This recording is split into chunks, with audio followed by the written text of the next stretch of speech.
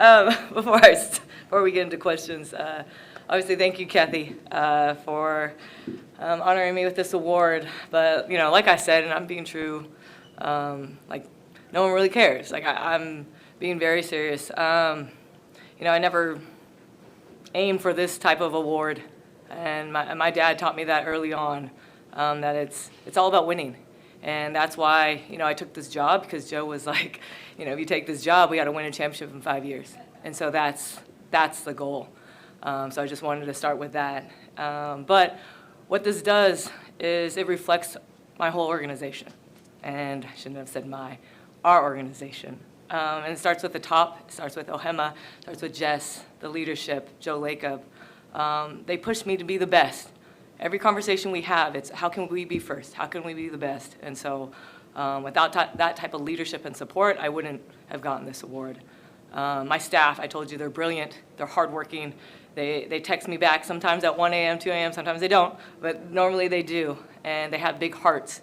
And my support staff, when I change things last minute, they're amazing. When I have asked for more medical support, they stay up till 1 o'clock doing cold tub treatments and things like that till 1 o'clock in the morning at Chase. Like, all these things, I wouldn't have gotten this award if everyone didn't do their job to the best of their ability. And that's why this award is so important. And of course, the players. The players allow me to cuss at them, to yell at them, to push them past their limits. Again, without them, we wouldn't have had a winning season, and we wouldn't be where I am today now in a second game in the playoff run. So again, this award goes to everyone and not just myself. Yep. All right. I was about to leave. It's enough, guys, right?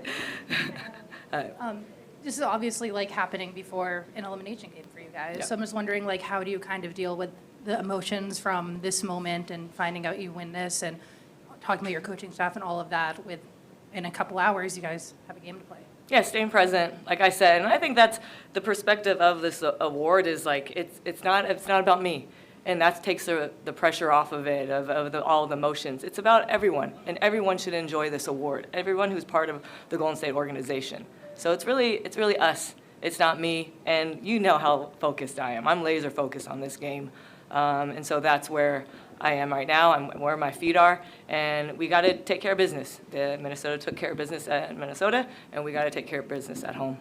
Yep. Natalie, congratulations first Thanks, off. Matt. What do you think your coaching staff would say about Natalie Nakase? You need to ask them. In all honesty, I actually did ask Kasib that the other day, and because I'm like, am I too crazy for you guys? Like, is this what you expected? And he's like, you know what, Nat? He goes, you're just making us all better. He's like, you're super passionate.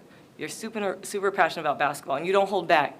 And he's like, and giving me, different opportunities from the position he was last year with Miami to where he is now. He's like, I'm just grateful, to be able to draw ATO plays, to be able to do scouts and lead with, no one over his shoulder. I just let everyone be themselves when they coach, and I think that's kind of, again, credit to. Like I said, they're brilliant. That's why I can give them the full reins to do whatever they want. So, yeah, Kasib said, thumbs up, not thumbs down. So, yeah. Michelle? Natalie said you all need to take care of business at home. Can you talk about the adaptations that you all have made? I know that the team has tried to make this as Valhalla as possible, but it is a different spot. It is a break in routine. How have you all sort of rolled with that? It's not breaking routine. It's playoffs. You got to be ready for anything. And we've been here already. We went to a hockey game here before, so we already been here. But if you look around, we've got violet carpet. All the seats were filled with violet T-shirts. It looks like Chase. So I feel very comfortable here. We got here early, so I felt right at home. All you need is 2 hoops and a court, and we got that. And so, yeah, we're ready to go regardless. And we're excited. We know our fans are going to travel. Valhalla is a mentality. And so, yeah, we're ready. Natalie, we talked about earlier, I think a couple weeks ago, about how this should be a staff award. Yes. I'm curious how you've seen not only the growth from your, obviously we talked about the growth of your players, but how have you guys as a staff have grown over the course of this year? Yeah, I think at this point, we had a staff meeting today, is be even more creative.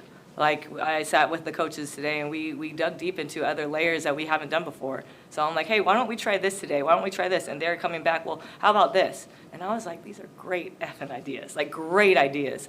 And so I think it's just the comfortability that now, like, they're ready to make, playoff adjustments. And I completely, believe in all their adjustments, and we're open to any adjustments possible. Because some people would be nervous, to really take a leap of faith and be like, hey, if we adjust this matchup or if we do this, they'd be nervous. But not my staff. Like I said, like, our players are killers. I think my staff are killers as well. Yeah. Hey, Natalie. I can do- Good. Another Coach of the Year question for you. Okay, Kenzo. You're the second Asian American coach across the major American sports to win Coach of the Year. The first one was Dave Roberts in 2016. I was just wondering, what are your thoughts on being a part of that landmark representation? Yeah, huge honor. Obviously, representation for me matters. Especially when I sit in this seat more and more, and I get to see the fans, and I get to meet, little girls that look like me, and they come up to me and they say I inspire them, which I would never have thought.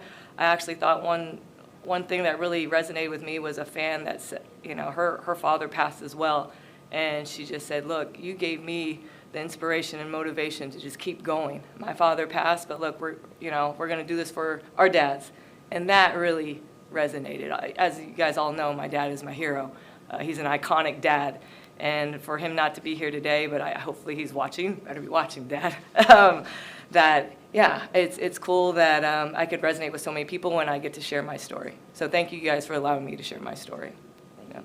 Hi, Coach. Congrats again. Thanks. Can you talk about the balance of an elimination game, the urgency with not putting too much pressure on it, and kind of how that goes into a game, in a game of runs? Yeah, I think we just stay locked in, again, on the adjustments that we have to make. Obviously, we got to play better defense. Like, we are a defensive team, and so we locked in on some defensive adjustments and the mindset that we have to have. We have to play perfect against a team like Minnesota. There can't be any errors, and I think that's always been us. We never talk about this team is ranked, that we've never talked about rankings. And so I think with that type of mindset, we always believe we can beat the team at hand because of our game plan, because of our execution, because of our connectivity. We don't talk about, like outside noise. And I think our players understand, like today, they're just happy-go-lucky. I quizzed them a lot today on the game plan, and we were just joking around. And so, I think it's kind of just been who we are and how we've been preparing the whole season.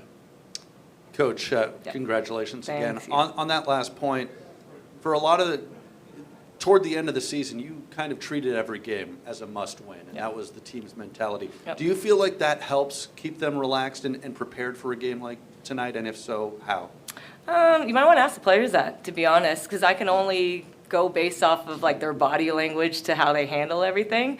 But what I've learned through the personalities of our players and the hearts and the minds is they love to be pushed. They love to be challenged. Like, the fact that we drafted them in expansion, showed to me, like, okay, y'all didn't want me on your team? Okay, so I'll have a chip on my shoulder. And I knew when I had that and I can pull that out of them, that they love to, raise to the challenge, if that's the kind of saying, or rise to the challenge, excuse me. They like that type of energy. And I think that's, why we are here when we were projected to be 13th, Yeah. You've talked so much just about, like, you guys have to be perfect. You can't make those kind of mistakes against Minnesota, as we saw in Game 1. Yep. What have they done to challenge your execution in the 5 games when you faced them before? Because even in, like, Game 1, around the rim, missing some shots and things like that, like, what have they done to make it more difficult to execute, like you guys did sometimes in a regular season? Yeah, be very physical on defense. They are number one in defense for a reason. So, like, they hold and they grab, when we're trying to move. Like, they're a physical team. And that's what you're supposed to do if you want to be number one in defense. And then offensively, they play the right way. They move that ball. They make the right passes. I would say, like, 80 out of 80 possessions. And when you have that type of connectivity and that trust within that ball movement, then that's hard to guard. So, like, we've talked about it. Like, look, we can't make mistakes. They ain't making mistakes. So if they're not making mistakes, we got to make sure we're on point, and we're ready. We're ready for that challenge. And I think when two teams in the playoffs are ready for that challenge, it's going to bring out the best in their not only single performance, because, I hate, like, individual performance, but it's going to bring the best out of us. Yeah. Hey, Coach. Veronica Burton, obviously most improved player in Yeah. the league. But she's not the only one on this roster who's grown in leaps and bounds from last season. Your whole roster has, and you believed in their potential. That's why you selected them. So for you, what is it like to witness them really thrive in their own games in your environment that you and your coaching staff have created? Yeah, it's really cool. It's the best way I could explain it. So like even today and yesterday, y'all know I cuss, and that's part of my language. And Carla Late decided to say very aggressive cuss words to me when I was Gardner yesterday, and I'm like, that's my girl. Like, that's my girl. And yeah, just super proud. We went from like barely speaking, because her number one language is French. And so for her to just open up and allow me to kind of impact her in that way, and then again, through the video and film today, a lot of cuss words were going on, like just super proud that they don't mind me pushing them to be uncomfortable. And with V, I mean, I've been going over so many things that I'm so proud of with V. Again, allowing me to try to push her to be an MFer type of leader. But no, V is like, I'm a very positive leader, Nat. And I know you want me to change, but staying true to yourself is one of the ultimate compliments anyone can have. Because again, social media, everything, like people can be influenced in so many ways, but staying true to yourself and not caring what people think, I think that's one of the coolest things with V, is that she does that, and she is one of the kindest people. She's super flexible. Again, she doesn't mind me challenging her, and I think that's why you see us improving, is because of her leadership, and we're just following V. Yeah.